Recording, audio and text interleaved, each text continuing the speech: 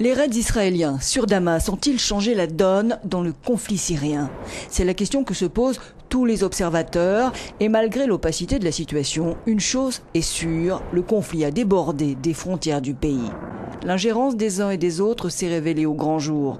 Le rôle d'Israël est pour le moins ambigu, car l'État hébreu est partagé entre garder un ennemi fiable, comme l'est le président Assad, ou affaiblir l'axe du mal que représente le croissant chiite formé par le Hezbollah, la Syrie et l'Iran, les ennemis jurés d'Israël. Officiellement, ces raids ne sont pas une ingérence, mais destinés à détruire des armes du Hezbollah en provenance d'Iran, un transit que la Syrie permet depuis des années. L'affaiblissement du régime est l'opportunité pour Israël de faire cesser ce trafic. Encore faut-il que la version officielle soit crue.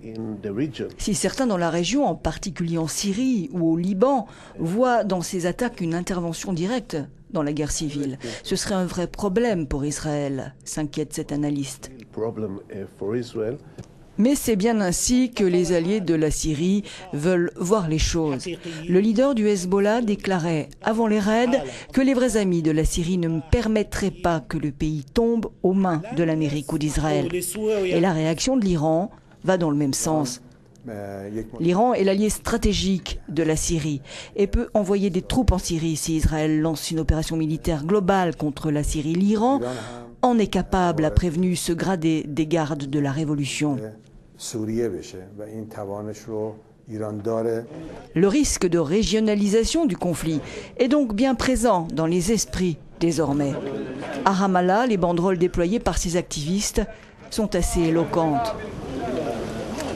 Mais au final, et si tel est le cas, n'est-ce pas à Bachar al-Assad que l'extension du conflit pourrait profiter en poussant ses alliés à prendre parti?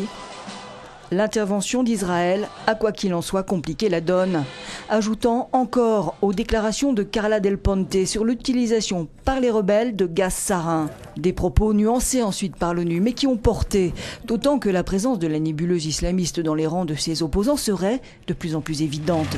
Les grandes puissances semblent désormais prises au piège face à un casse-tête à l'issue incertaine.